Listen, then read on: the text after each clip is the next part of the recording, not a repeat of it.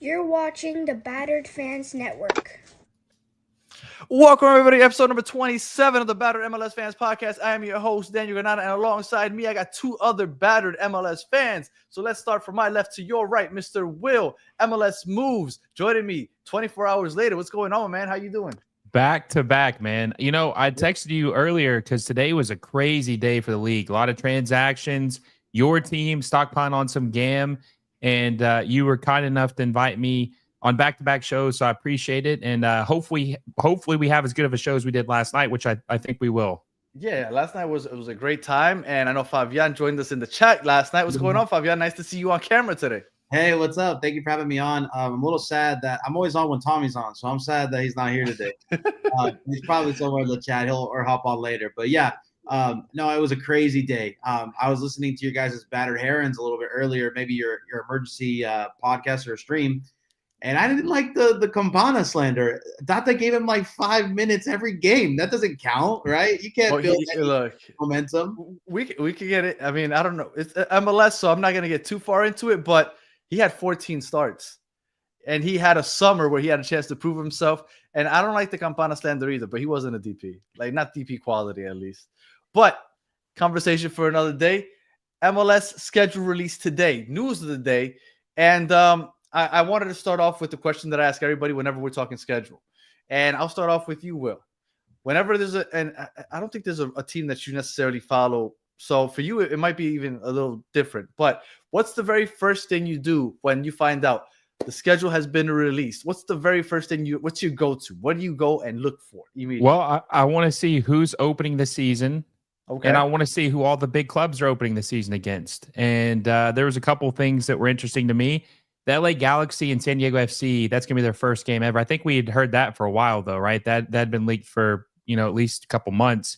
Man, Inter Miami opening up against Sporting Kansas City on the road. That's kind of weird, isn't it? Well, that's the Champions Cup game.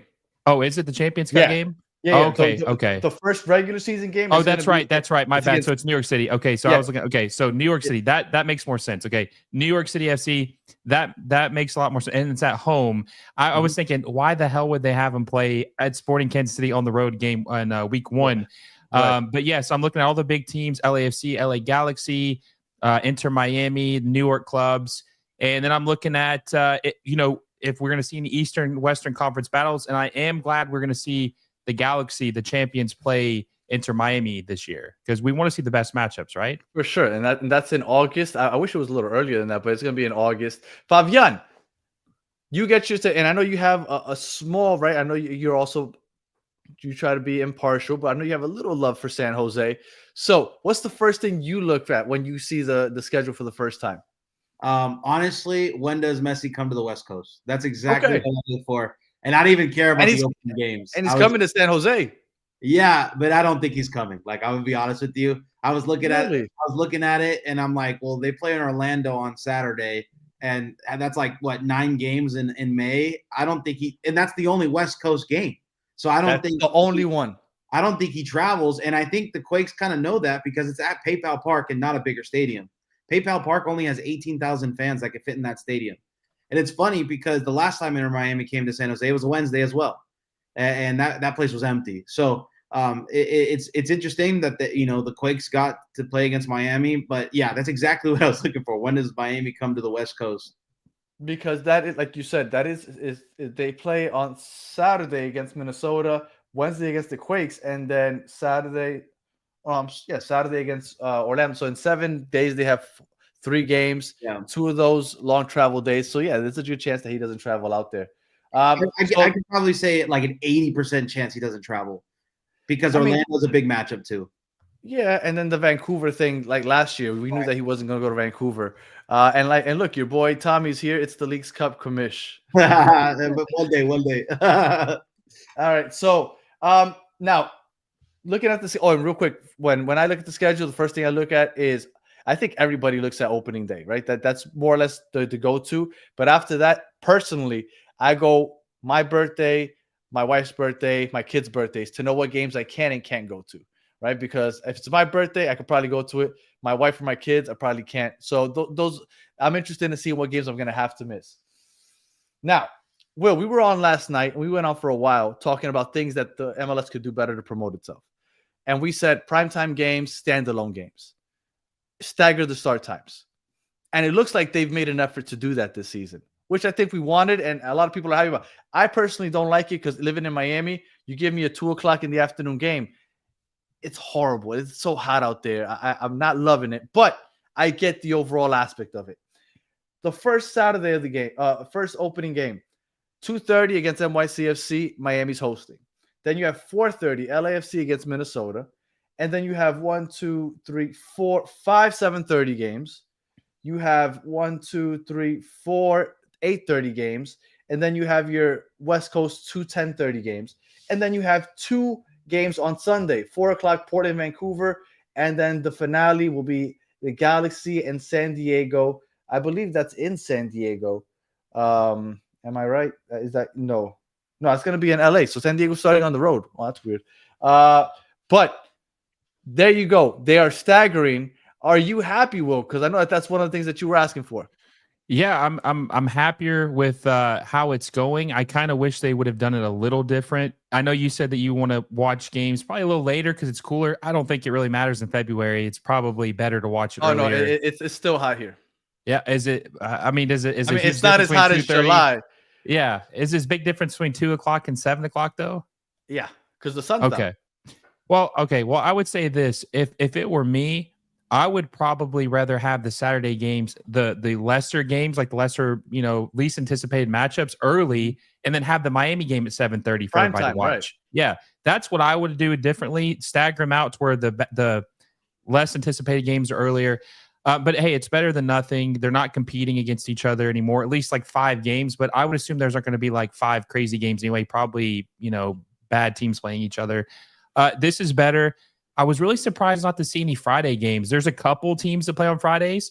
We talked about Miami playing on a Tuesday, which is really random. I don't understand. Yes, I don't know how that came about. But so they're playing Tuesdays, Wednesdays, Saturday, and Sunday this season. So 4 days. I had a friend text me earlier bitching about the schedule saying, man, I hate this. I don't know what time the games are going to be now. And I'm like, dude, you can't have it both ways. Either you get this that spread out or you have them all at the same time. If you're going to watch it at home, it's better to have it spread out than have them all play at the same time. Fabian. Yeah. So while Will was talking about the schedule, man, it seems like they finally listened. I mean, we were talking about these primetime games, and I remember, I was, working for Leagues Cup, and then at the same time, I was saying, hey, we need to make primetime games. So I'm glad they finally listened, and they didn't really have any backlash about it because they got it all wrong. They really did. They got it all wrong with their scheduling of the games. I'm super happy that Miami is a lot of the times not playing with the other games because, to be honest, yes, MLS is a great league. Yes, there's a lot of fans of all the other teams, but if the best player in the world or one of the best players in the world is playing, you're probably going to want to watch that game no matter what. There's just so many storylines. Like there was like McNaughton versus Messi, right? Like all these little storylines were great and great for the league because then everybody gets to know a player like McNaughton, right? For Nashville, where I think he's with DC now, but still, it was a great kind of storyline that you never would get if it was behind all the other games. So personally, I love this change. I was looking at San Diego's kind of schedule. They play a couple of games on Friday and a couple of games on Sunday. So I think other teams are getting those primetime games too. So I'm interested to see how it works. I wanted Friday games. That was the one where it was like nothing is on Friday. So that's the one where it's like, man, I wish they had some Friday games. And also I felt like there was slots where EPL would finish up on Saturday and MLS wouldn't start till like 4 last year in the West Coast. And it's like, man, like EPL's done at like 11 and then till 4 you have nothing. Like that was a perfect time slot. And I think with the earlier times, especially with the first Miami game, you're kind of getting that with that time slot being with something there. So I'm excited for it. I love Bob, it. You think that McNaughton's driving up the subscription numbers, man? Come on, dude. Come on. There's a storyline there because he's such a dirty fuck. Well, so my whole thing was at least it was something where all MLS fans were involved in tweeting about the same thing. So it makes a viral moment and it makes a villain. And that's how you create storylines. I mean, yes, no, McNaughton's not selling tickets, of course, but it's something that, hey, you remember that one tackle? You know, like it's something that everybody can reference, and that builds culture, right? That builds memories together. So I think primetime games are a perfect thing for Apple, and it was desperately needed. So I'm going through the schedule week by week, and it looks like every Saturday we have a 2:30 game, a 5 o'clock game, and then a 7:30. You have 4 or 5 games, 8:30, 4 or 5 games, and the 10:30 games. So they're staggering them every single Saturday. You're gonna have games as early as 2 o'clock. There's an Austin LA Galaxy game that will be played in Austin, and it's gonna start local time for Austin at 12:30 in the afternoon. Perfect. So they are staggering them, and every single week, outside of one that I saw was, I believe it was in late April, you're gonna have 2 to 3 Sunday games. The majority of them are standalone. I saw once that for some reason they're doubled up where they're both playing at the same time, but for the most part, it's going to be a 5 o'clock and a 7 o'clock game on Sunday. So they're definitely following and listening to people on social media. They are staggering the start times. Right. Every Saturday, you're going to have an early game, 2:30. You're going to have a 5 o'clock game, maybe 6 o'clock. They're staggering them. And every Sunday, you're going to have at least 2 games to watch. I'm only through the first half of the season, so I can't tell you. I'm going to keep looking. But that's what it's looking like. And I'm loving it. I'm loving that they're going to give us a little more primetime games. And to start the season, Miami is heavy on the Sunday games. Out of their first 7 regular season games, 5 of those will be played on Sunday. That's best, honestly. I'm looking at the schedule too in March. One thing that I don't love is that I'm looking at March the 8th. They have 8 games that either start at 7:30 or 8:30, so there's some overlap there. That's kind of congested. I would like a 2-hour window, just that way you can watch one game and then move to the next. I don't know why they would have 3 games start at 8:30 and then have 5 start at 7:30. Were you guys able to see if they're going to have any Miami? I couldn't find anywhere. Is Miami going to be on Fox at all this year? Any of the linear games? I haven't looked at that in that close of detail. I'm not sure.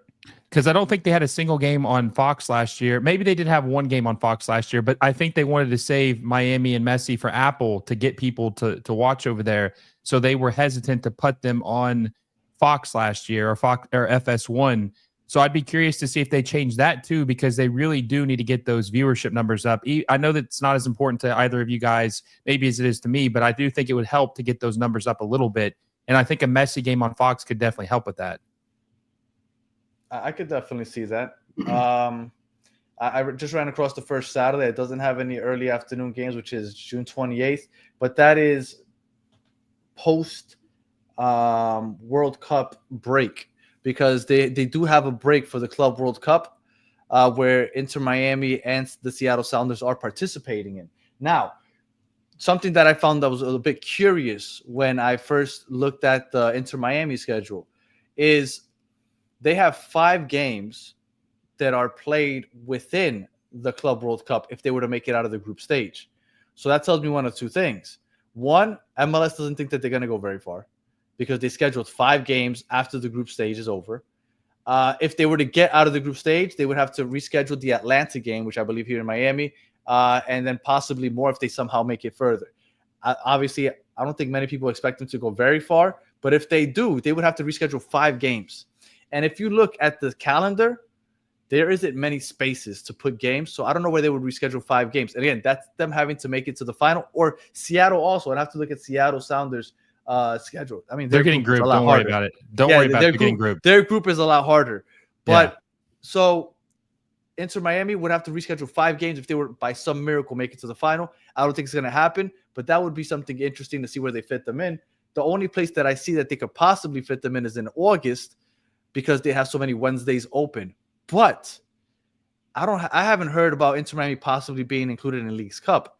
I would imagine that they're not going to be in Leagues Cup.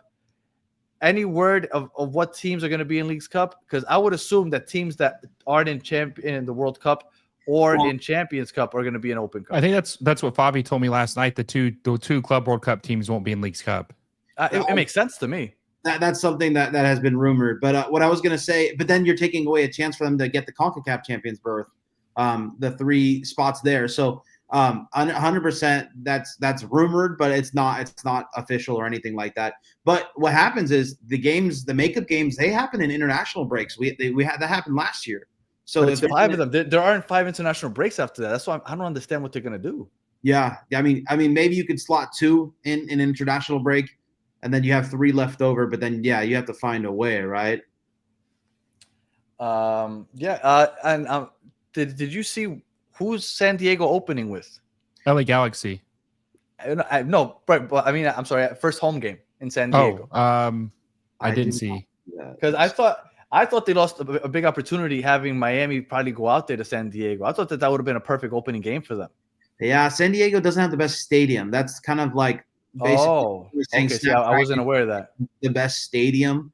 You don't think so? Didn't they just build so their season openers against St. Louis City SC, they just built a stadium, Snapdragon Stadium. They share it with San Diego State football team. It's really nice. They spent like $500 million on it, but it is a football stadium too. So it's kind of like for both for both teams, it's got turf. I mean, it's a pretty nice stadium. I mean, like I said, they spent $500 million on it. They opened up with St. Louis City SC the next week. I've heard some bad things about Snapdragon, to be honest. I've heard that it's really for a soccer experience, it's not the best. I wasn't aware of that.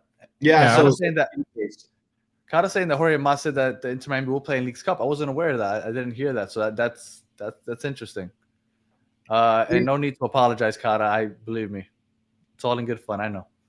I wasn't aware of that. That should be interesting. But as I'm going through the schedule, it looks like all those 2:30 starts that we were talking about just a moment ago, they disappear after the Club World Cup because after that, all the games are starting at 7:30.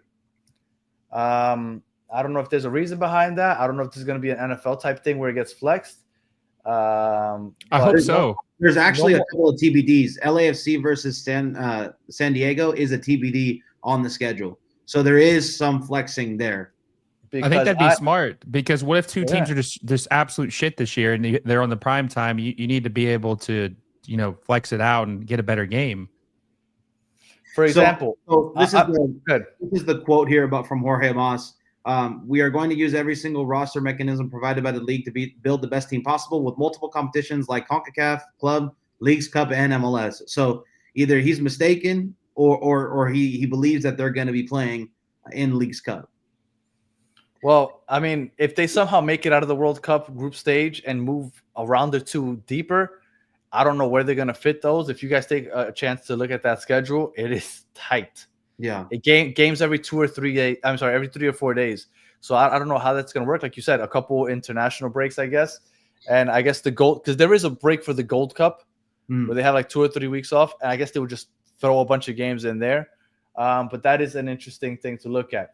And I'm looking, and like I said, after the Club World Cup, it looks like those 2:30 and 4:30 games disappear for some reason. Then they go back to Sundays finally on August 10th. But they have 5 games on that Sunday, August 10th. 3 of them are at 6 o'clock. Then you have an 8 o'clock, and then you have a 10 o'clock, which is Orlando, Miami, 8 o'clock, and LA. So I feel like it's odd that they're straying away from what looked so positive at the beginning of the season.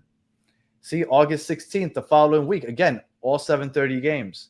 And then you have 3 Sunday games. Again, those are staggered, so that's okay. But look, and then the following on August 23rd, all 7:30 games. 3 Sunday games, all staggered. So they're continuing with the Sunday staggered games, which is nice.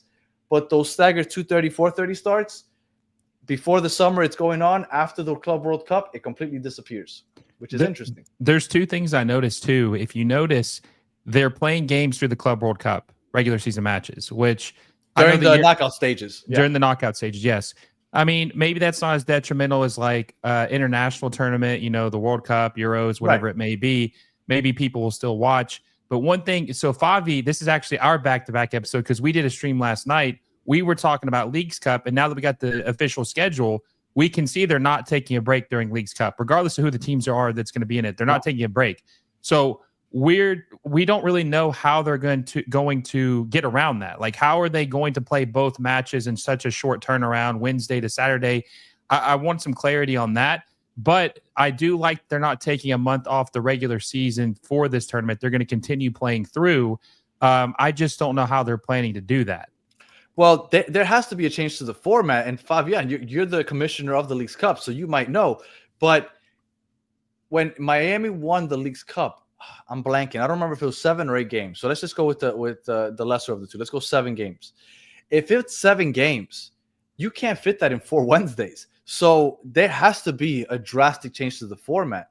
I'm not sure if it's going to be. They're deciding. I knew the commission knew something. I knew the commission knew something. Well, they're deciding whether it's going to be 3 or 4 games in the group stage, and then so those 3 games they're going to be playing against Liga MX teams on those Wednesdays.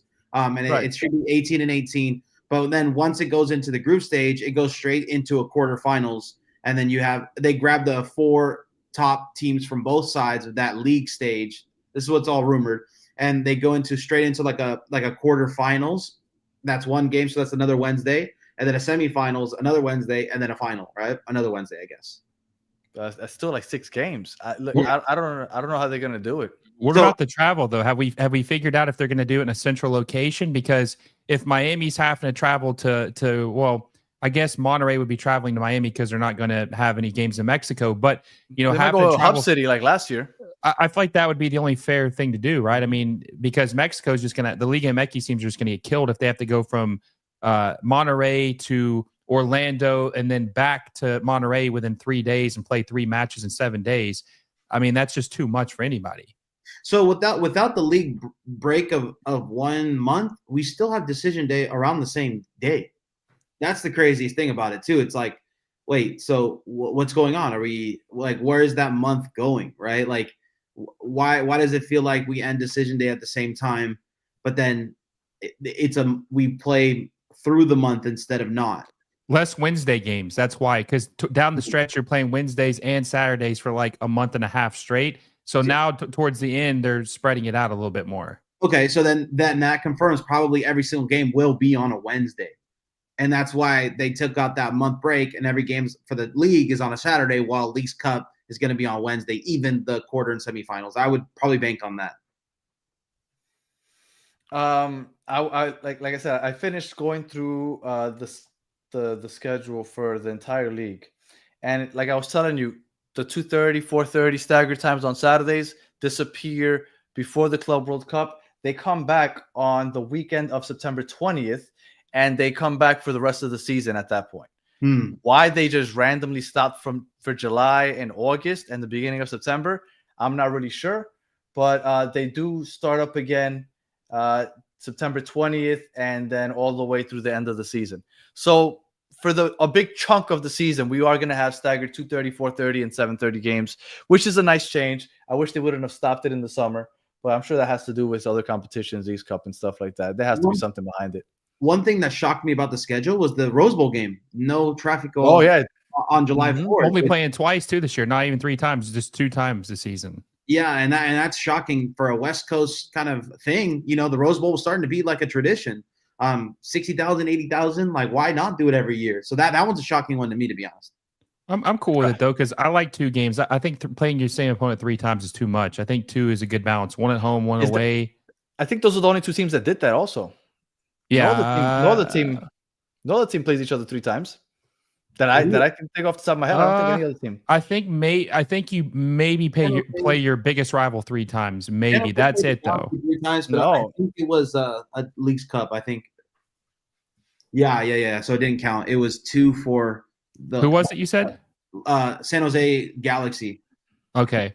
Yeah, I do like that they're only playing 2 games. 3 games is just too much. One other thing that I wanted to get your guys' opinion on this.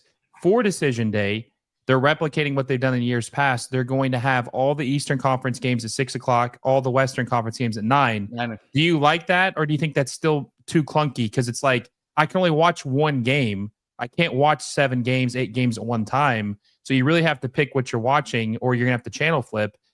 Do you wish they would at least stagger those out on Decision Day just to kind of build up the hype a little more? I understand why they do it. Don't they do that in the EPL, like where they play all the games at the same time?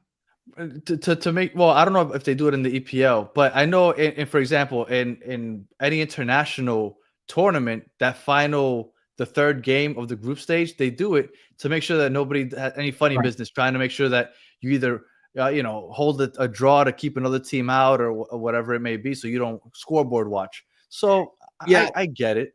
The famous Kun Agüero goal was because they had a chance to win, right? So the game was going on at the same time as the other game. So definitely other leagues do it. So yeah, I get it too. I like it. I mean, yeah, it sucks that decision day is all at the same time, but I mean, I think that's the beauty of it personally. Yeah, I get. I love that they're staggering it otherwise, but that I get. Do you guys watch 360? No. I tried. I thought that I would like it more, and I didn't. And no disrespect to them, but I wasn't able to sit through it. I don't like the talent, honestly. I'm not a big fan of it. I watched the wrap up. I think the wrap up is a good way to catch up every week if you're a fan of MLS. That's like basically the 360, but after all the games, and I think that is pretty good. But 360 is a little tough to watch because they cut around too much, and then also they cut when there's nothing happening, and then it goes blank, and then you're not really listening to the actual announcers during the game. And I love watching in Spanish, so I'll take Sammy in Spanish over 360. I got to tell you this story real quick. It's kind of funny, but I was talking to a guy, a league guy the other day, and he was telling me, he's like, you know how I know the ratings are bad, at least for the wrap-up show? He's like, I don't know if they're bad for Apple TV, like for the games, but I know it's bad for the wrap-up show, and I'll tell you how. He says, I was watching it one day, and they were showing highlights, and the highlights they were showing, like the complete show, was from a week ago. And he said nobody else was tweeting about it. Nobody was tweeting about it except him, one other guy. So he texted Sasha Clash and said, hey, do you guys know that you're showing last week's highlights and show? And he said, no, I didn't know that. But nobody said anything on social media about it. So like that's how you know nobody's watching, because no one even noticed. There was one week where they forgot to upload it, and I think that's the week I noticed it, and I was like, oh well, no. Were you the other guy? Yeah, probably. Yeah. I was like, oh, okay. Well, I guess this week I'm gonna have to do it old school and go to like somewhere else and find these clips. The thing is, there's certain sports that you could do that with. You can't do that with soccer. You can't do that with soccer. Yeah. Football, you could do it because it's the red zone. Right. Boom. You could maybe do it with baseball, and just whenever a big time name is up to bat, just switch to that game. Right. I think, you know what, they should do it for baseball now that I think about it. Yeah. Let me call somebody, because that's probably a great idea. Just the big names when they're up to bat. That's a great idea. But other sports, you can't do it because it's ongoing. You unless it's a free kick or a PK, like what are you really doing? So actually, in baseball, they had it for the World Series. It was like Ohtani watch or something like that, where they had like 3 batters up or 4 batters up. So I don't like those things. Like when the TikTok did the Messi tracker or whatever. I don't like that. When you single out a single player, come on. I agree. But TikTok's audience is a lot of younger kids, right? So I'm sorry to cut you off, Fabian, but I don't want to forget this. I work at a school, right? I'm an assistant principal at a school, and my school has K through 12, so I have all types of ages. Mm-hmm. And I've come to realize over the last year or two that this kid, iSpeed is his name, the influencer. Oh, I show speed, yeah. He has influenced the youth so much that every young kid dislikes Messi and is obsessed with Ronaldo. And I don't get it. I wore this shirt to work today, right? It was a Christmas day, Messi Christmas. They were all like, Messi sucks. I'm like, what are you guys talking about? But they are obsessed with Ronaldo. Yeah, but it's because of that kid. Everybody loves that kid that's streaming, and he has influenced the youth. And it's wild to me. You want to grow the MLS? You want to get the youth to watch the MLS? Bring Ronaldo over. 100%. Because that kid has gotten Ronaldo to become like a phenomenon with the youth. And it's wild. And I promise you, that kid alone, with the influence he's gotten over the youth here in this country, you bring Ronaldo over and forget about it. Him and Messi here would completely. But Danny, they should be partnering with him in general. I show speed. I'd be having him go to games, having him. He was going to all the League's Cup games when Messi first got here. He went to an LAFC game, and there was a. But it ended after that. They should make him like an ambassador of the league and have him do vlogs at games. I mean, I saw that he was like in Europe, like going to several different games and stuff and checking out different things. But yeah, sometimes I do wonder if Ronaldo would have been a bigger impact, not because he's a better player. I think Messi's better than Ronaldo, but he is bilingual. He's got a big personality. He's not afraid to go on any type of show and talk about whatever you want to talk about. And he's a villain, right? People like some people hate Ronaldo, some people love him, but they're watching what he does. Most people like Messi. I mean, there are some people that hate him, but it's not for the same reasons they hate Ronaldo. Hey, Ronaldo's a YouTuber. All right. I think Messi is bigger worldwide, but I didn't realize this kid actual speed. I didn't realize the influence he had on the youth until just recently. I was thinking about it. I was like, I'm telling you, you don't know how much crap I got for this shirt today.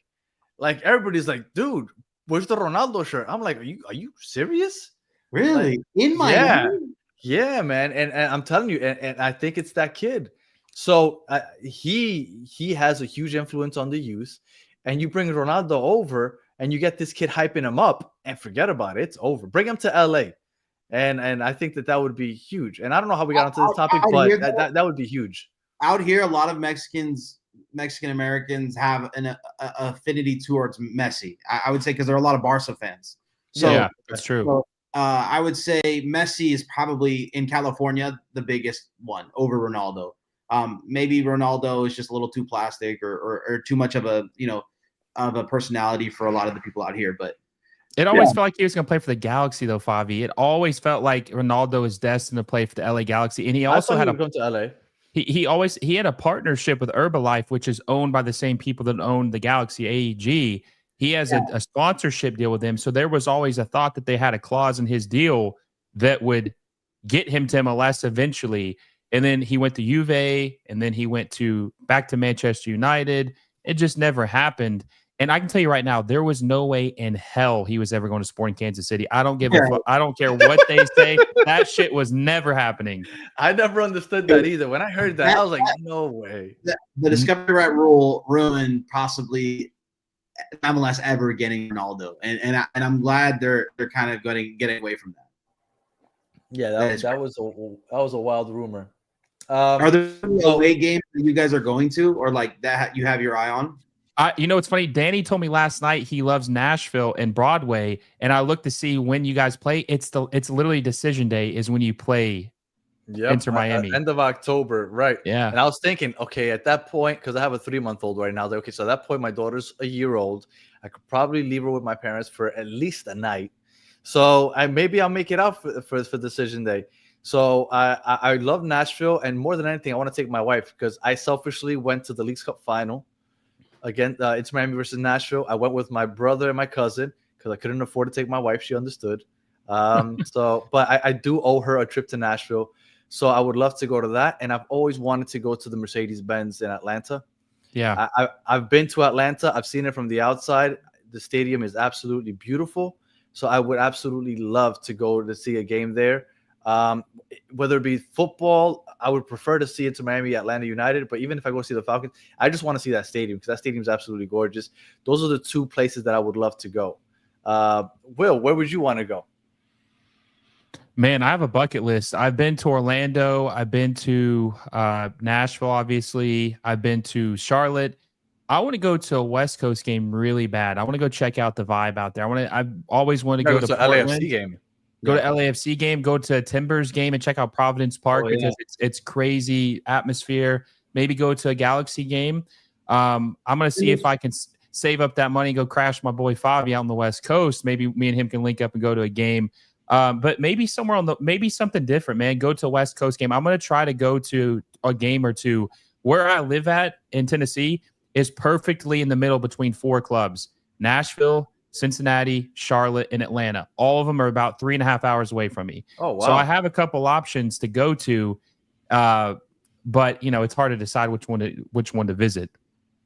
Daddy, it was kind of crazy hearing you and Chris say grab a flight to Orlando, and then I looked it up. The travel distance is like 3 hours. Like, I don't know if Chris said that. I never said that. I would drive. Oh, okay. I was like, no, I drive to Orlando. LA is about 5 hours from me in San Francisco, and I'm like, yeah, we just do that drive all the time, and maybe one day. But yeah, it's a game that I'm looking at is I'll probably go to a Seattle game. If you ever go to the West Coast, Seattle's a great one. Portland's a great one. Dignity is nice, but BMO just makes it look like it's old. I mean, let's be honest. BMO is a different animal. But this is one thing about the schedule. Miami goes to Dallas and Houston, but not Austin. And the All-Star game is in Austin. So a lot of fans are hoping that Messi actually goes to the All-Star game this year. And we'll see. I doubt it, man. I doubt it. He So does what he that's what- wants. He don't have to play in any game he doesn't want to play in. That's what No. Austin is And, like. and clamoring he's at. going to be disrespectful as hell in the morning of the All-Star game. He's going to post another picture of him Oh, out on yeah, the yacht. dude. He's going to be disrespectful about it too. Watch. The worst part about it was Busquets and Jordi Alba showed up on the day of the game, which is wild. But at least they went.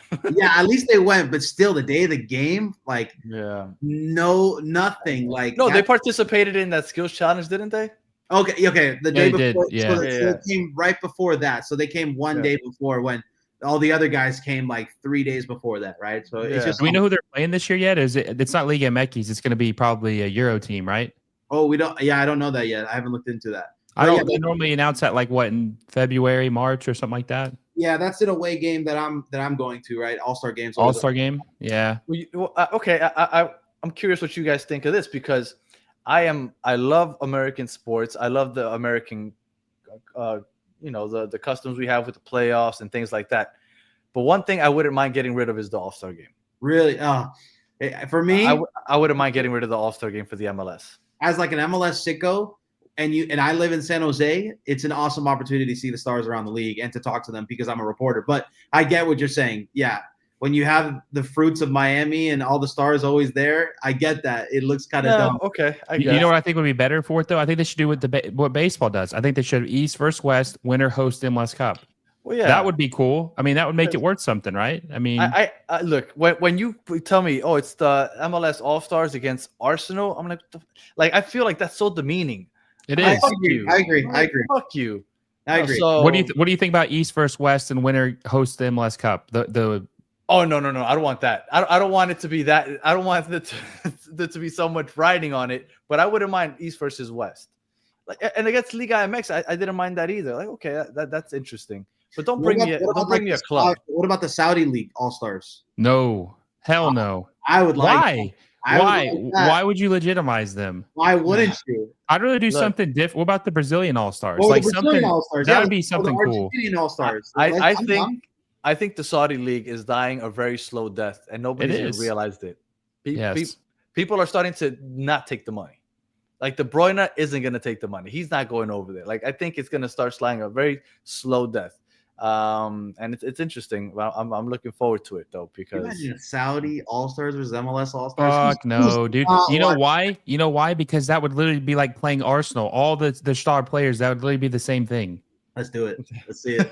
Nah, dude. So we lose 8-0. You're gonna be cool with that? I am. Because then we're gonna open up the pocketbooks finally. No, we aren't. We're not doing. No, we're not. We're not opening.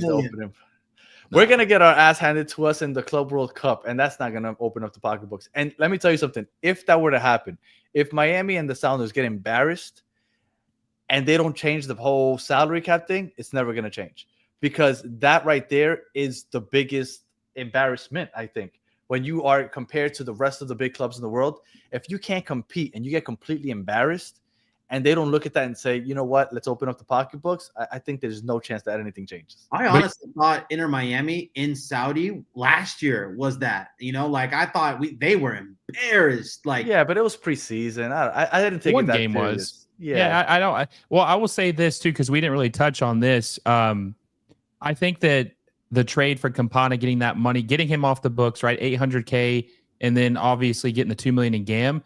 That's going to allow Miami to probably build some depth to handle this congested schedule. They're going to play more games than any other MLS team. They're playing Leagues Cup, Champions Cup. They're playing in the Club World Cup and MLS regular season. That's a team that really needs depth because of all the games. They're probably going to play 55, 60 games this year if they win. Now, if they get bounced to the Club World Cup, obviously it's not going to go far, but they have a chance to play like at least 50 games this year. So they're going to need depth. And they start the season tour early, right? January 18th. January 18th in Las Vegas against Club America. They got that stupid. Cheapest ticket was $90. So 1 month. So less than 1 month away until preseason starts. Isn't that crazy? 30 days. 30 days exactly. And then if anybody's watching and you guys are Messi fans or you just for some odd reason are considering going to a Valentine's Day, Inter Miami, Orlando City friendly in Tampa Bay, which I don't know why on earth you would do this. But if you decide to do that to yourself and spend, which is a pricey ticket, just remember that game is being played on February 14th, Valentine's Day. February 18th, they have their first Champions Cup game against Sporting KC. You're not going to see much of Messi or anybody, if at all. So save your money.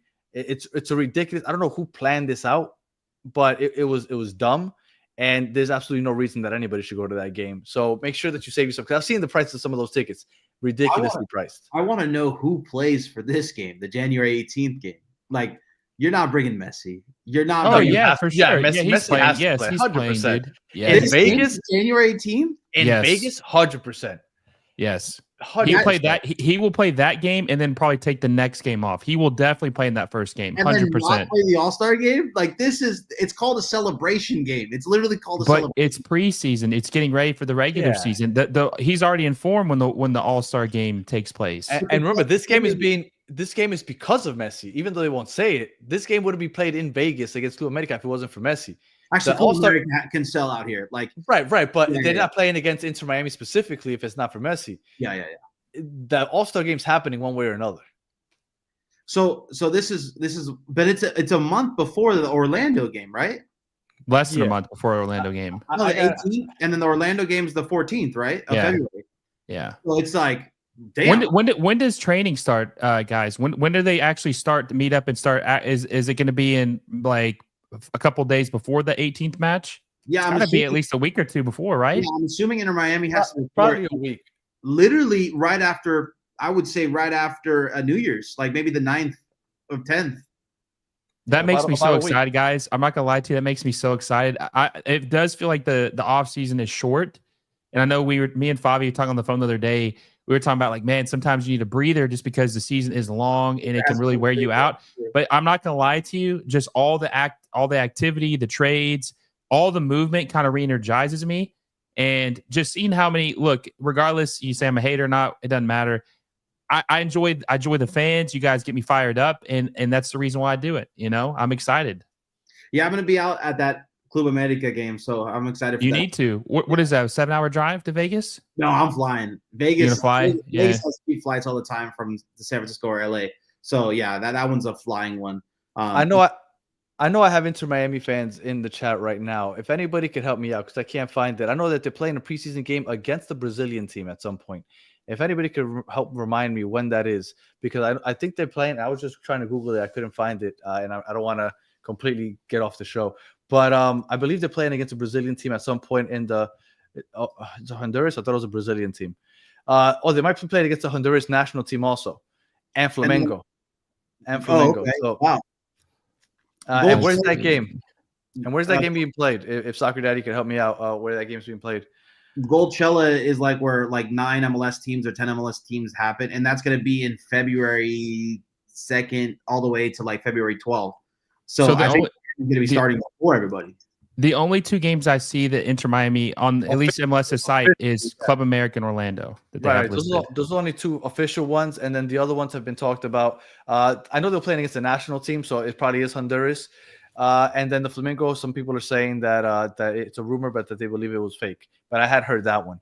But for sure, they're playing against the national team. I'm not gonna lie. I'm kind of sad they didn't go to Hong Kong again. I was gonna make a trip or something out of it. You know, it happened too fast last time, but this time I would have done it. Here's what it is. So Sao Paulo and Flamengo are playing at Chase Stadium January 19th. There you go. That's what it is. So I don't think Inter Miami's playing, but there's a game at Chase Stadium for 2 Brazilian teams. There you go. So LA Galaxy repeating. Without Ricky Puig, you go ahead and you look at their schedule. Trade your MVP. Oof. How are you feeling about the Galaxy coming up this season? I mean, Ricky being gone is going to be a big question mark, but if they can retain Peck, I think they'll be fine. It's a long season. Maybe Puig comes back 3/4 or halfway through the season, and they're lingering in the 4th or 5th position. You make the playoffs. Ricky Puig gets the game speed. You'll be fine. I think that they will be competitive, but I don't think they're going to repeat just because Puig isn't going to play. And here's kind of the awkward thing. To get a replacement of his quality, you would have to buy somebody. they're going to have to get someone on loan, and it's really hard to get a guy on loan with that type of quality. That's why there's the rumors about Gio Reyna coming in maybe for 6 or 7 months to take over for Puig, and that way they can compete. But yeah, they're a really good team. I don't know if Peck will be here. I think he's going to get some serious offers in January. I think there's a chance he could be sold. Like, I'm not saying it's going to happen for sure, but he is a very hot commodity right now from what he did. And I think that there's going to be some suitors for him. And if he gets sold in January, I would not be surprised one bit. So they'll be competitive. It's going to be hard to repeat. I just thought it was crazy the amount they traded him for, right? 100K GAM. And Sean Davis, who's terrible. Yeah. So Brugman. Galaxy, their last 9 games, 6 of them are at home. So if I don't know what the timetable is for Ricky Puig, but if he could come back towards the end of the season, I mean, you have a nice homestand basically. From the beginning of August to the end of the season, you only have 3 road games. So that's a nice turnout for them. Well, I'm sorry to kind of hijack. Go. But like, isn't that a bad pick for San Diego to not take Brugman? Like, looking back at it now, like he got traded away to Nashville for 100K and a player. Like, you probably could have got something like that, or you could have used him. I don't know. I just thought they should have selected him personally if he was already on the block like that. Were you guys surprised at San Diego's picks for the? Because I know a lot of people are like, oh yeah, no, but that's what the expansion draft is. It's just, we did a stream about it, man. We live streamed it. Yeah, we were completely surprised. Every pick was puzzling to us. They just got these young guys and flipped them. They didn't draft a single dude. 2 of them. They didn't draft a single dude that me and Which Fabio like. Which normally happens. You flip 2 of them and you keep 3. But I would have picked Brugman over this Orlando guy that's never even played. They don't have a starter out of all those. I don't know if a single one of those guys that they're keeping are going to start for them. And they also have a rookie coach who's never been a first-team manager at the senior level, as far as I know, Mikey Veras. So it could be a little bumpy for them, and they haven't made any signings since. No, they did. They signed Annabelle Godoy, but you signed him. I meant like outside. Well, I meant like outside signings. Got Franco Negri today. Yeah, and they got Yeboah, which they were supposed to get in. So I guess they got Franco Negri and Yeboah instead of the re-entry draft, instead of the expansion draft, they did in the re-entry draft. So those 2 guys were guys that I said they should get anyway. So they did anyway. But to sign Annabelle Godoy and not get Brugman is like, what? Like, Godoy is terrible, man. But you're going to pay Godoy similar to the MLS Cup MVP. So it's like, yo, what are you doing? You know, he already has roots in Southern California. I don't know. I just thought that one was a very odd pick. The one from Orlando, the Hickling guy. I was like, what? But that's another thing too, Fabi, is like the players even the Inter Miami fullback or Godoy, these guys are very mid. They're not going to be good players for them. They will be maybe good depth players, but this is not what an expansion team needs to do if they want to be competitive right out of the gate. They need to be signed some of these international players, and the only ones they have are some guys we don't even know of, and Chucky Lozano, and that's all they have. So they only have 1 DP going into the season. They don't have any U22 signings. And this is what I worried about, right? If they don't get another DP, they should have took Hector Herrera. Like, if you're going to go in with no DP, you take Hector Herrera, you play him for a little bit, and then use the buyout on it. Easy. And Negri is a stud. I think you guys are going to be surprised when you see Negri play a little more in San Diego. I always watched him in Miami, and whenever he came on, he never made a mistake. He's okay. He was a stud until Jordi Alba came in and completely took his job, obviously. But Negri was a stud. He was a positive player for Inter Miami for a while. I saw. Yep. Go ahead. I was just gonna say. So the schedule is not as congested this year as far as like all these Wednesday and Saturday, Sunday matches. What team do you think that's going to benefit the most?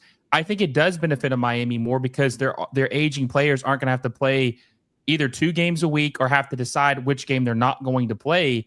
Is there a certain team that you think it's going to benefit having the games more spread out in MLS? LAFC, they need to find their identity again. That's a team that needs to definitely find their identity, and having not so many games so fast, but they're going to have CONCACAF Champions Cup. So it's going to be tough for them to see what they do with Giroud. I mean, that's going to be one right there. Just real quick on the Miami thing, if Miami were to hypothetically make it to the semifinals of the Champions Cup, the second leg of that semifinal would be on May 1st. They would probably have to reschedule the May 3rd game, but they would be playing 7 games in May. Right. Which is crazy. They have a congested May schedule. There's one point in July where they're playing 1, 2, 3, 4, 5 games in a span of 14 days. So I mean the schedule is tight during the months of May and July because of that break. I'm assuming in June. But to start the year and to end the year, it definitely more spread out. But it's congested there for the middle part. That's where the depth for a lot of teams are probably going to get tested. Yeah. No, definitely. It seems so odd that they still didn't raise the salary cap, even a little bit. Even if they said. But what do you think about them showing us the GAM though, Fabi? What do you think about that? Yeah, that was cool. That was nice. I like that. That's keeping your team accountable. It was almost like, all right, we're going to release this, and then if your team doesn't do anything with it, now your fan base knows, right? So, no, that was something I was not expecting today. Yeah, a lot of news came out today. And then I almost think I posted something saying, like, do you think that, like, a lot of these trades are happening now because of this? Like, they feel the pressure of it? I heard a little bit about Campana being in the works already because I heard Chris say that he wasn't on any of the promotional pieces. So maybe not that one, but the other guys like Brugman or whatever, like that, I think the other teams didn't have the other GAMs of the other teams either. So maybe that helped with sort of like power struggles within trades, and it kind of just opened up everybody's pocketbook, I think. Well, and it's funny because, and I don't want to get too into Miami, right? But when that released, if you look, Miami was in the middle, maybe to lower end of that GAM money. And then at the end of the day, I think they went up to maybe like top 3. Oh, so it changes like on its own? Yeah, because they got no. But I'm saying when you do the math, because they got 2.5 mil back for Campana. So all of a sudden they elevated if you just add the 2.5. I think they're number 2 now. I think Atlanta is number 1 still. But yeah, I think Inter Miami's number 2. And one thing that's a little confusing about it, though, is I don't know how that works. So they say they have that much money, right, guys? But how much of that is going to have to be used on players that are currently on the team just to make sure that their salary budget doesn't affect the cap? Is that before or after that is accounted for? I wish we had a little more clarity on that. I would assume it's before. Well, there's TAM money too, right? There's the TAM money that gets. So you have TAM players that are like 800 to 1 million, and you can bring them down. But then you can bring a DP that's at 1.2 down to a TAM, and that's what you're saying. Like, what money gets used there? Well, what do you guys think about the whole Atlanta thing? They got the most scam. Yeah. They got 2 DP spots open, and they have a blank check basically with Arthur Blank there. How are you guys feeling about it? And the fact that they overachieved, obviously, so I'm sure they're feeling themselves right now. I mean, I don't know if Brad Guzan can repeat what he did last year, but how are you guys feeling about Atlanta? Yeah, it's kind of wild to me that they were supposed to have a down year, but now looking back, it's like the best year possible because all those transfers out with Caleb Wiley and Giamakis and Thiago Almada, that they had all this GAM now, right? It was all turned into GAM and really gives them – this is not parity, right? Like this is them getting an advantage over other teams because they sold correctly. And it's hard to keep that parity when this happens too because they have like, what, 6 million? Yeah, 6.2. Yeah, it's going to be wild. I mean, maybe they can even buy down Miranchuk to be a regular TAM player, right? And then they have that can't happen, sadly. How much is he getting paid? Like 5 million? Yeah, but his transfer fee's too high. It's like it was like 10 or 11 million dollars. Yeah, one day maybe. You bring down open DPs, but no, it's crazy. Yeah, they're gonna. I mean, what are you spending on, right? There's no free agents that are like eye opening. You can get some free guys in the market, like the global market. Think there's any chance that Almiron comes back? Because they're talking about him coming to Charlotte. If I was Atlanta, I'd be like, no, come back home. Yeah, it's a different kind of ownership group where they want. I guess that's a proven guy that's in his later career. Garth Lagerwey always likes that with Lodeiro and Rui Diaz. So yeah, it would fit the bill. But I don't know. I would Almiron. I don't know. I don't really like it when they come back, to be honest. I kind of see it. I'm with you. I don't like when they come back because it almost looks like they failed. Right. So I'm with you. I'm with you on that 100%. When I saw the rumors, I was like, He plays the same position as Miranchuk too, so I think that could probably be a holdup. One of the things I was shocked by, I'll mention Atlanta here in a second, but I was shocked by Chicago how low their number was. They sold John Duran 2 years ago. They sold Gaga Slanina for like $20 million. They had like $40 million in sell, yet they're like bottom 10 in the league and GAM. What the hell do they spend their money on? I want to know Shaqiri's salary, right? No, I don't think they use it on that, but like they had to use it on something. So who the DPs? I don't think they used it on that or Hugo Kuipers, the striker. So who are they using on it? It would probably be someone in the middle range, like not a TAM player, but someone of that quality. So I don't know what they've used it on, but they have just pissed that money away. As far as Atlanta, man, they have a golden opportunity. They got Chris Henderson, Garth Lagerwey, two guys who really know how MLS works. Looks like they've got Ronnie Dyla, the NYCFC manager, who won MLS Cup in 2021, is the favorite to be the new manager. That's a really good spot right now, but they got to get a striker, guys. They miss Giorgio Shakamakis. They got to have someone who can score goals, and they don't have that right now. So I don't know why they're not in the Brendan Vasquez talk. I mean, they could do better than that, man. Come on, dude. Brendan Vasquez is a stud, man. Nah, dude, they could do better than that. He played there before, so it's interesting. I thought we don't like reunions. Yeah, but I okay. guess So it's convenient. MLS is different. I'm not a big fan of like a European guy coming back. I agree. But when you go to Mexico, he didn't play in MLS though. He plays in Liga MX. Yeah. He'd be coming back from a place, and he has failed at Monterrey. He scored like 3 goals in 20 matches. Scored a banger though in their semifinal game. Oh, okay. Is that worth 6 goals? Is Bangers worth 6 goals now? It's a big goal. Hey, it's the same thing I have with Campana. You know, Campana had a big goal at the end of this season. Listen, Campana is good. I don't understand the Campana hate. He's not good for Miami because of who they have, but I think he's going to who they are. But I think he's going to be really good with New England. I think he could score 10 to 15 goals starting up top for New England. It was a good. Okay, that's interesting that you say that, because my co-host Chris gave me that same question: over under 16.5. I said under. Yeah, I say under. I don't think he's going to score. I don't think he'll score more than that. But even if he scores 15, that's not bad, right? I mean, that's a decent season. I don't think he's going to score 17 goals or more. I don't think he's going to do that. If he does, then damn, that's not looking like a good trade for Miami. But yeah, I think that he just needed a fresh start, right? I think he needed a fresh start, a place he can play. I've told Fabi for a long time now, he would start on many other teams. Miami, you're just fortunate to have Luis Suarez up top. And he obviously wasn't going to start over him. But yeah, it was a win-win, right? You guys got a bunch of GAM. You got 2 international spots, and New England gets a starting striker. I thought it was a perfect trade. Now the question is, who's next? Is it Drake Callender? Because if you guys sign that Argentinian goalkeeper, I don't think Drake Callender. I think they're going to trade him too. Well, most people are expecting Drake to move forward. And I thought that San Diego would be out to get Drake because he's from San Diego. I thought that would be I think that could happen. Well, he went to Cal, so he went to where he started with the Quakes, right? Mm. So that's another place maybe. But no, it's interesting. It's interesting to see. I mean, if you're Miami, sell everybody for GAM. Let's be honest. Robert Taylor? You lost. Look, you literally lost Negri for nothing, where you could have sold him for something. And then, they got money for Dos Santos, but Matias Rojas might walk for free. So it's like you might as well sell them all now. Get the Messi friends and the Barca connections and just do it and just have the whole Barca connection thing. Miami has the benefit that they have such a deep roster that they have a lot of backups that would start for other teams. Yeah. And you can get good GAM for them. Robert Taylor, Franco Negri should have. Drake Callender, Julian Gressel.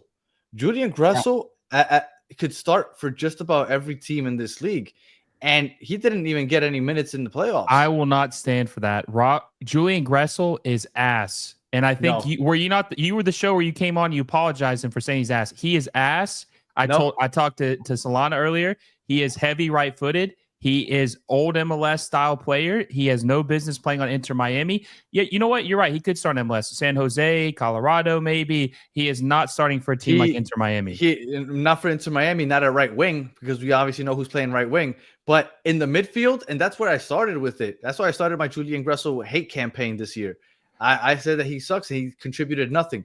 Once Messi was gone for the summer, in the summertime when he started at right wing, he looked like James Rodriguez, just delivering balls, pinpoint accuracy to everybody's head.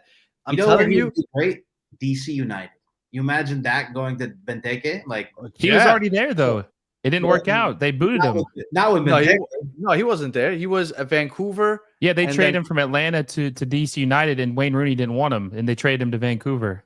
Well, I don't remember his stint in DC. Yeah, it's like two. That was like a year and a half. That was before Benteke, though. It was. But dude, I'm telling you right now, Julian Gressel is not good enough to be playing for Inter Miami. No way. Okay, I got some haters now because of that. Listen, I'm telling you guys the truth. I'm telling you guys the truth. Now, you want to know who was a baller? Who really? I think Matias Rojas. They got to get that done. They got to resign him. He is a guy that you guys cannot afford to lose. Matias Rojas is also very good, but he scored some bangers, dude. Yeah. How did San Diego not take anybody from Miami? Again, this is such a weird expansion draft. You didn't have a team like Miami.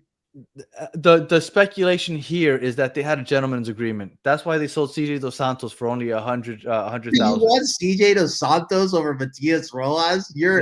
They said we'll give you CJ Dos Santos for just 100,000, which he should have gone for much more, maybe 300,000. We'll give you 100,000, but don't touch. Look, hey. Ruben went for 100K. You serious right now? Like, I'm telling you that's the word. That's what everybody believes because they don't understand how they couldn't take anybody because there were players to be had. You and can for them get not to take anybody goalkeeper so easily in this league, and they got it. They got him the morning of the expansion draft. So like everybody's just speculating that it was a gentleman's agreement. If I'm gonna fire the GM for that, that's the one, right? That's the move because. Not taking Matias Rojas or Gressel, you got Negri later, but at least two of them. Like, no, this is the most stacked team MLS has ever had, and you're not going to take a guy that's for CJ Dos Santos. Come on now. That's wild. Is Joseph Martinez going to end up on an MLS team? Yeah, probably. I actually would like him in San Jose. I think he would work well in San Jose. We have a void where Jeremy Abobasi is not there anymore. You got your boy, though, Brandon Vasquez. He's going, man. What are you talking about? It's wild to think that the Quakes are going to spend $8 million on one player. There's no way. And especially if it's Brandon Vasquez. I don't think so. CJ Dos Santos is so mid. Yeah. I'm not a big CJ Dos Santos person, but all the Drake hate in Miami led to, it's the backup QB, right? It began a CJ Dos Santos love fest. I swear Miami sent Javier Mascherano sent over a Messi signed jersey to Mikey Varas and that GM out there. It'd be like, here, you want CJ Dos Santos? Don't take Matias Rojas. Like, what is this? Like, Matias Rojas is like one of the top 10 players in this league when it comes to a free kick and making a dynamic play. Like, that is insane that you didn't take him. I agree. You guys surprised that Alejandro Bedoya found himself another contract in Philadelphia? Yes, dude. He's a senior citizen at this point, dude. He's almost 40, bro. Is he even starting at this point for Philadelphia? You know what? I have to ask Todd the guy. Todd, I need to hit Todd up and see because I've actually met him one of the shows we did earlier in the year, and we kept in contact about Jim Curtin. But yeah, man, I mean, 40 years old, dude. I mean, they must have a hell of a retirement package. He keeps putting that money in to get this big payout. I'd love to see what he's making because I can't imagine he's doing much at this point.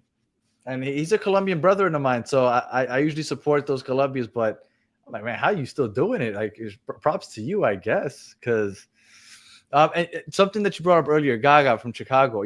I thought he should have stayed a little longer. Yeah, probably. When does it ever work out to be on Chelsea's loan army? How many players get ruined because of that? Very rarely does it ever work out. Look at Matt Miazga. I mean, it really derailed his career too until he came back here. Well, how many MLS keepers have gone and had success in Europe outside of Tim Howard, maybe? Oh, a lot have. Brad Guzan, he started off in MLS. You have Matt Turner's had some success. Matt Turner didn't have success. Matt Turner never played. I mean, he's had a little bit, but then he fell off real quick. It was very, very small spurt, very, very small spurt. Will Friedel had a good success, but I think I want to say he started off in MLS. A lot of the national team goalkeepers, the USMNT goalkeepers have had success. Let me say like San Diego actually signed another goalkeeper with CJ Dos Santos. It was the 5th stringer for the San Jose Earthquakes. There's no way he's starting, bro. I guarantee you that they are the team that is going for Drake. and they're trying to work out how much they want for him. If Leo Campana is going for $2 million, Danny, 2.5 million, what's Drake going for? 900. No, he's going for a lot less than that. He's going for less than $1 million, I think. You think maybe so? maybe you can get $1 million for him, but I don't think he's domestic. So I think maybe 900 million. Yeah, you don't get an international spot. You don't need an international spot for him. I don't know. Unfortunately, with his lack of skill on the ball, I think that diminishes a lot of. But you trade for CJ Dos Santos and Drake Callender. Like, are you serious right now? Like, no way. CJ Dos Santos is gonna start, and this is an insane trade. I would love Drake to stay. I'm a Drake fan. I think that he gets unfairly judged. I think that he's a terrible great shot stopper. No, you're crazy. He's terrible. A great shot stopper. He can't communicate with his back line. He can't. He can't. Oh, come on! Don't do this this language barrier thing. He can't. Look, if you've lived in Miami for the last 3 years and you've played with South Americans for the last 3 years, I promise you know the key words to communicate. Next time you see Drake Callender, I want you to only address him in Spanish. Do not speak in English to him, and I want to see what happens. Chris and I sit behind him for a half because we sit row one right behind Drake Callender or whoever the visiting goalkeeper is. I'm sure they hate us, the visiting goalkeeper always. But I'm telling you that he communicates just fine. I mean, you know what? He does say things in English, but I'm sure that the South Americans understand those English words. Like, you don't think that they understand what he's saying when he's yelling out English commands? So they're having to cater to him. But I'm just saying the Argentinian guy, I think, is going to be more consistent. He's going to be able to communicate better. They're going to be more organized. And look, do you think they're bringing this? Let's get an Argentinian guy, because that guy's going to take a cleat to the chest for Messi. All right, I hate. He will. He will put his life on the line. Is that his second bodyguard now? Yeah, honestly, if I'm Miami though, I'm doing that. I'm just getting people that think Messi's a god and trading away every guy that's here. Unfortunately, thank you for your time, but this new goalkeeper from Argentina is literally going to take a boot to the chest for Messi. And he's going to defend Messi. He's going to run all the way to defend Messi in a scuffle. So this is going to be something to see. Well, I will tell you, and again, I try not to go to Miami on this show, but the Miami Mascherano, because he was the coach of Argentina's U20 team, he's seen plenty of prospects with potential. And I wouldn't be surprised if you start hearing about a random young Argentinian player that's coming here that not a lot of people have talked about, and he's going to come out here and ball out. And I think that that's one of the positives of Mascherano here, coming here with the experience he's gotten with the Argentinians and the young academy. I'm sure that he's been checking out throughout the last, 2 or 3 years that he's been running that team. Fabian, I have a question for you, because I see Richard's asking, and I think you're the perfect person to ask. Bruce Arena, do you think you could turn around the Earthquakes? Not with the Revs players. Like, how many Revs players are you going to bring? You have 4 Revs players. 4 now. Did he bring 4? 4. He traded for 3, and then Ian Harkes, Mark Anthony Kaye, and Dave Romney, and then he signed Nick Lima. That's a 4th. Like, I don't know. We're the New England, or we're the San Jose Revolution now. Like, this is insane. Is Tim Parker going to go over there also? Right. We'll see. Jonathan Mensah, a guy who literally was in New England and in San Jose. Is he going to go back to San Jose now? So it's interesting to see. But no, Will is very bullish on Bruce Arena being that guy still and being able to get a playoff spot in MLS. But bringing in guys from the worst team in the East to the worst team in the West is not going to do you any different, in my opinion. I still haven't heard, and I've asked a few people from New England what exactly happened with Bruce. It's called the Bruce Arena curse. He said some words where he shouldn't have said. Yeah, that's more or less the in overlying a group chat or something. Yeah. So unprofessional words. Maybe so. But then I've also heard he didn't say. I've heard he hasn't said anything, and he had to apologize, or they wouldn't let him come back. So he just said, "Yeah, I said some stuff. I'm sorry," but I don't think he did anything wrong. Based on what I've heard, I think it was just to play nice so he can coach again. That's just my opinion, though. That's just. I mean, I don't. That's just right. A lot of people have speculating they know less more what kind of happened, but nobody has the details. Fabian, was it you or Will that brought up Hector Herrera earlier? Do you think he ends up staying? Do you think he stays in the MLS? Honestly, I think San Diego should have got him and just said, here are 2 DPs. If we get a third one or a second one, we'll just use a buyout. Like, that was a perfect move. As far as an expansion team, I don't think you're hoping for an MLS Cup. I mean, obviously you're hoping for that, but you're not expecting it. So I think you should grow a fan base that first year. And if you bring Hector Herrera and Chucky Lozano right next to Mexico, and then that's a good start. Possibly lure Vela over. Like, dude, you're the #1 team in Mexico. Like, what are we talking about? See, I'm in the same boat as you. You're not going to do that well this first year, especially with the roster you're putting together with CJ. Grow the fan base. Being your starting goalkeeper, go get Hector Herrera and try to go get Carlos Vela. Make this team the #1 team in Mexico their first year. And then you can use all that money from jersey sales to do whatever you want on the field. Because I see Will's shaking his head, but in San Diego, I would assume there's no team there, so you're more than likely rooting for either the Galaxy or LAFC, and the Galaxy just won the championship. If I'm rooting for the current champion, very hard to change my allegiance just because I got a local team a lot of times. So I think you're going to have to fight to gain a lot of that fan base. I think that would be a good strategy. Will, you were shaking your head. You don't think so? So do you know what the closest professional team is to San Diego? Tijuana, yes. So there's a lot of just non-MLS fans there who are, because I went on one of the guys' show, San Diego Football, and he was telling me there's a lot of fans. There are people who like the Galaxy. There are people like LAFC, but most of the people there like Tijuana. Or they don't watch any MLS. Man, you can't sign these old guys. You got to get some players that you can win. It's gonna crash and burn in year 1. Hector Herrera's gonna spill on the ref. Carlos Vela's going to be skiing in the Alps. Hector Herrera is not a bum, and yes, the numbers went down. Yes. Then why did the Dynamo reject him, Favi?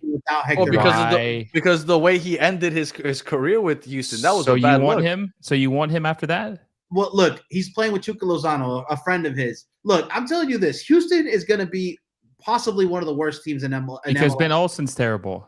No, because they don't have their engine, they don't have their guy, and they haven't done anything to fix it. But personally, you do it for 6 months or one year. I mean, what's going to happen is San Diego is going to go into the season with 1 DP, and they're going to look like the laughing stock in the league, and they're going to lose all of the fire that happens so far. You bring in Hector Herrera, another DP. You have 2 DPs, a guy who's MLS experienced. I don't know. I just think that's a good move because you don't think they're going to do the St. Louis? No.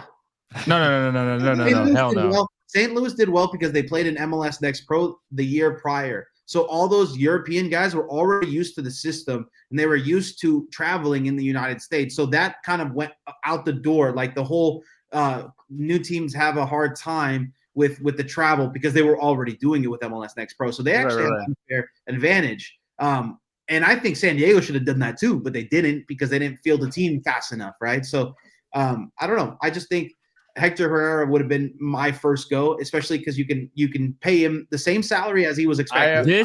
I'm with you, Fabian. I think you got to grow that fan base. You got to grow the fan base. Well, yeah, but listen, you don't do it that way. You do it by winning. I know what it is to have 1 DP. Favi literally was telling me that some team should trade for Alan Pulido. 2-3 million GAM. Dude, that team would have been so fucked. I mean, my God, this was a year ago. This was a year ago. What did I tell you? I said, don't do it. So you want to go sign a 35-year-old Hector Herrera who's going to want $5 to $6 million when you could potentially get Kevin De Bruyne, who wants to come. He wants to come to San Diego. He wants to come to San Diego in the summertime. In the summertime, yeah, okay. Use your buyout on Herrera. That makes no sense. And you still have 1 open DP spot. Yeah, they need a striker though. They don't have a striker. Or would you striker in the draft? You think they're gonna just randomly get a DP striker also? I think they could get one probably in the summertime because, like we talked about last night, when is the primary transfer window? It's hard to get players right now. They should have got Swiderski too. Swiderski was available in that expansion draft as well. Like Fabian said, you use the Messi rule, which is the buyout rule, where they let them buy out Pizarro so that Messi could bring on his friends, and then you use that in the summertime. It's a loss of money, but in my opinion, if he's not doing anything for you and you have a playoff spot in mind, Well, I don't know. You could If bring he's on not a- listen, Favi, if he's not doing anything for you, then he doesn't demand a DP salary. He's going to be sitting his ass on the couch at home. Why do you need to pay him a DP salary if he's not got any offers? Let me tell you this: Jesus Ferreira is a DP signing in this league. Okay. Not in my eyes. Okay, I think but it's he a terrible will be. trade. He I will reject be, that. though. Who's the striker that the Red Bulls just got? I'm blanking on his name. Choupo-Moting. He's Yeah. terrible, dude. 36 Look, years old. Look, it's so give it to Hector, give it to Ache. I think Ache would bring a lot of buzz. Another Mexican player, and we're forgetting about Mexican media. They go crazy for those guys, those national team guys that did so well. I don't know. Will wants to see McKinney over here. No, I'm good with that. I'm good. I want to see actually don't McKinney want with San Jose. I want to see Favi get that one-on-one exclusive. No, dude, I don't want any USMNT players here because I don't want to hear it from the USMNT base. Oh, you guys are bringing back guys from you're rooting the national team. No, keep them over there. Let them have their guys. I'm so against that. Bringing USMNT guys to grow the game here. Don't do that. We don't need those fans. But do you think that would be growing it in popularity or in quality? Because I think it's in popularity. I don't know much quality. I mean, McKennie's balling out, Pulisic's balling out, but I don't. Well, I mean, it's the top tier of the top couple of names, right? I think Gio Reyna would do great here. I think I don't want that baggage to come with. Oh, you're rooting the national team. It's gonna be more detrimental than positive, in my opinion. Well, 100%. 2026 comes and they fail. They're gonna point to that. They're like, oh, of course, they're playing in the MLS, right? 100% that would be the case. So that's why I don't want any USMNT guys here, personally. Oh, there's never been a bigger disconnect between MLS and USMNT fans. Never been a bigger disconnect. There is a very, very small minority who are fans of both. Very, very, very small minority. I'm a fan of both. Yeah, I know we're in the minority. I'm telling you, if trust me, I cover. Yes, I do. Trust me, it is because I cover both USMNT and MLS. I see it. I mean, I made a video today. I talked to Tack. I haven't talked to Tack in a long time. The Tack follows the MLS and the Tack. Okay, here's the thing about Tack. He wants to like MLS, but he is against everything that they're about. He thinks the league is not very good and that they alienate people and they don't do a good enough job of reaching out to the people they should be reaching out to. He has a team literally in his backyard, and they spit on him. They don't want to do anything with him or any type of. So yeah, he's begging for a good league. They've just let him down, and he doesn't. And he is a big advocate of pro rel. I'm not dying on the hill for that, but that's one of the things he really wants, pro rel. I know. I went on the show with him talking in that whole pro rel thing. I think that would be horrible for the MLS.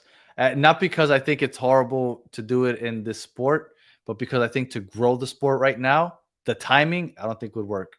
The only way it could happen is if MLS bought the USL and then it was something like that, like the Liga version. But I think trying to grow the sport right now, I don't think telling some people that, hey, by the way, your team's in the second division, I don't think that's going to help grow the league, at least not right now. Maybe in the future. San Jose is the first team to go down. You imagine that stadium, 18,000, be 2,000 people there. There's already exactly. Well, that's what I'm saying. And look, and Miami's although the fan base is growing, it's an event town. Like if the Heat aren't doing well, that stadium's half empty. If you're telling, hey, it's Miami, by the way, they're in the second division, people aren't going to show up. So mark my words, San Diego's only going to have one DP when the season starts. Mark my words. That's brutal. But and I think that's what's going to happen. Will, just real quick to sum up that San Diego conversation, would you take just one DP, or would you take Hector Herrera? Because the opposite would just be having one DP, and that money's just not being used. One DP, wait till the summer. But you can do both. They're not going to do it. No, there has never. Let me make this clear. There has never been an MLS team that signed a DP and then bought them out 6 months later. Has never happened. Ever happened in this league. Ever. We've also never had a Ballon d'Or winner. And Pizarro was a DP that got bought out, but not the same year he was bought. No, not the same year. I'm saying you bring him on and then 6 months later buy him out. That has never happened. You need to. But you don't waste a spot on a 35-year-old. You save it for someone else, and you don't need Hector Herrera. You have Chucky Lozano. Him alone is going to get the Chucky Mexican Lozano face. is going to get a big fan That's base. Yes. all you need. You don't need two of them. You just need Chucky Lozano. Chucky Lozano is way bigger than Hector Herrera.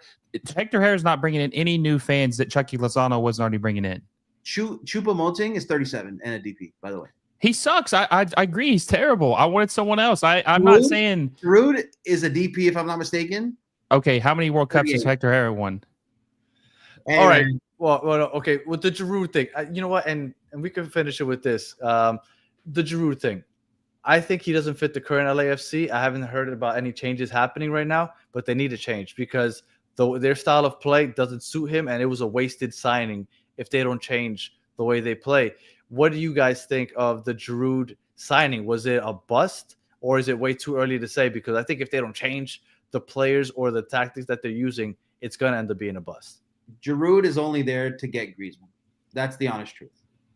That's why Vela came back supposedly also. That's the only – it's to lure Griezmann there. And once Griezmann's there, you then play around Griezmann. You sell off Kike Oliveira. You sell off Bouanga.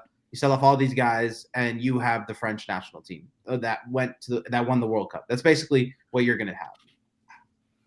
Yeah, I think it's too early to give up on him. I think that the formation they play right now, the formation they play right now isn't fit him because he needs crosses, and they got Denny Bouanga playing as an inverted winger. It's hard to get some crosses in, and then Matty Bogusz as well on the right side. They're gonna have to readjust the formation when Griezmann gets in. Now, here's a hot take. Well, it's not really a hot take because I've been saying this for a minute. I think that Steve Cherundolo should be fired because the dude is the biggest choke artist in any type of final. We talk about Tata Martino getting fired after one bad playoff performance. What do you think would happen if Tata Martino was the manager, Danny, and he lost 6 finals? You think he would have been fired from that? No, for doing that? Look, absolutely. But the thing is that he lucked out with winning the Open Cup. I think if he doesn't win the Open Cup, I think he does see the door. But and look, I'm with you.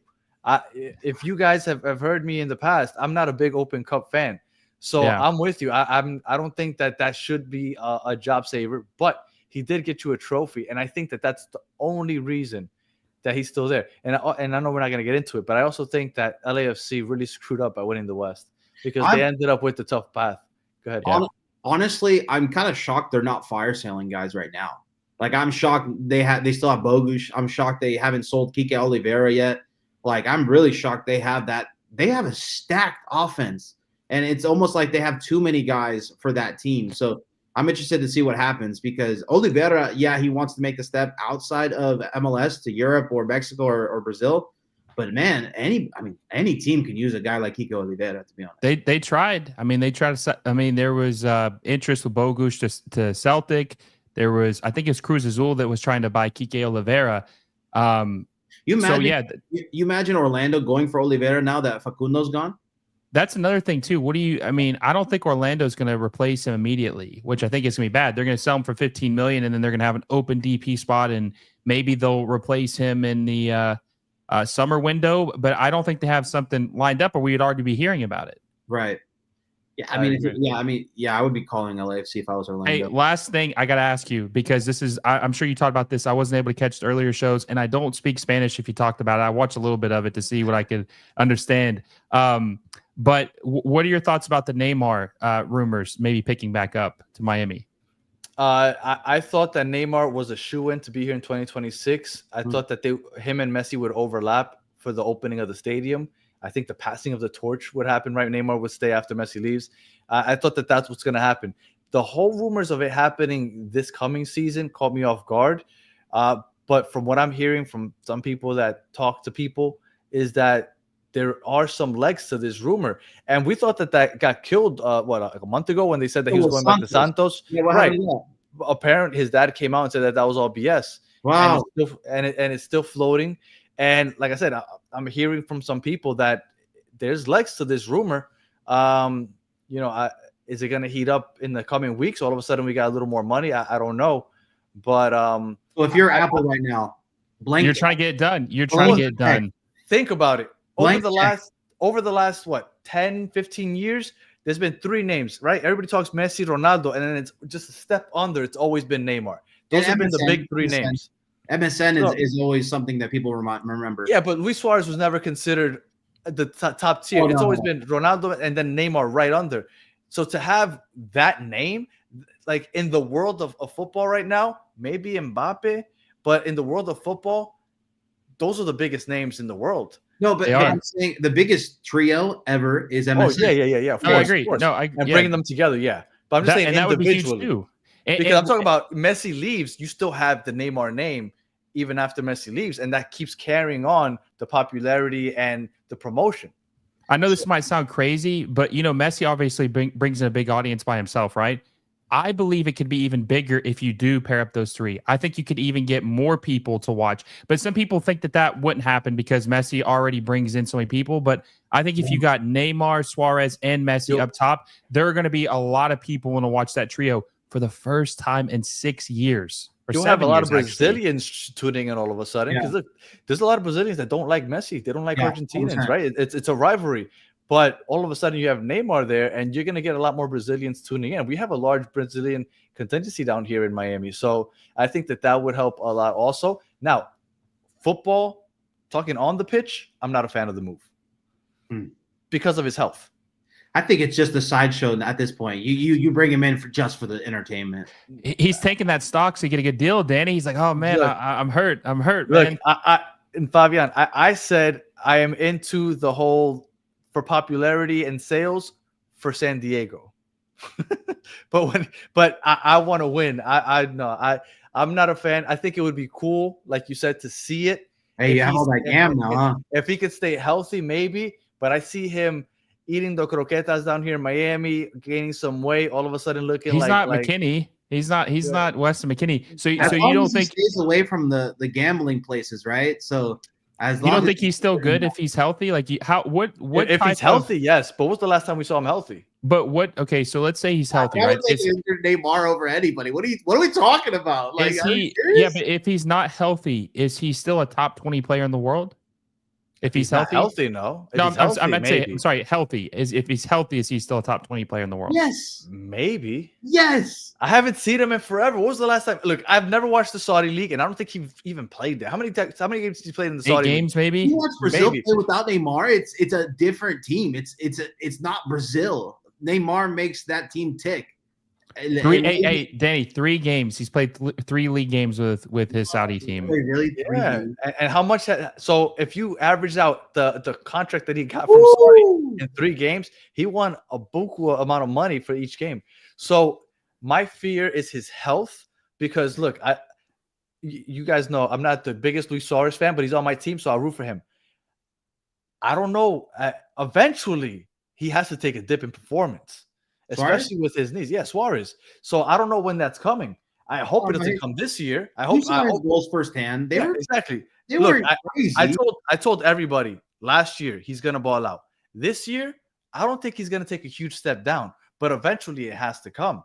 So I think he's only going to play one more year anyways. I think Suarez is only going to play in 2025. I honestly don't think he's going to be there to open that stadium up. The type of goals he was scoring, I remember there was one where I think the first goal of the season for Suarez where it was a ball on the ground and he just puts it in the top right corner. It's not like a crazy goal. Like he could probably still do that, even at his age, right? Without his knee. And then there becomes a whole thing. And again, I'll have you guys on the Inter Miami show. We could talk about this all day. The Diego Gomez covered up so much for this team with the lack of effort that Messi and Suarez put in defensively because Diego Gomez was a machine. He had like 3 or 4 lungs, and he would just be box-to-box number 8. Even though he was playing left wing, he was a box-to-box 8. And now that we don't have Diego Gomez eating up that midfield, I think that they're going to be exposed. And if you put Neymar up there, and you don't have a Diego Gomez, and you just have to hope that Yannick Bright just keeps improving from the super draft, I think that might be a problem.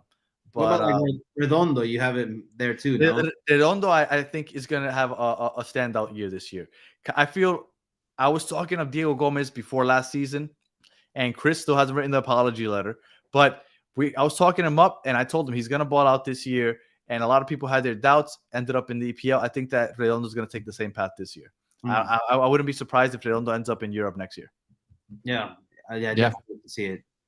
Yep. I agree.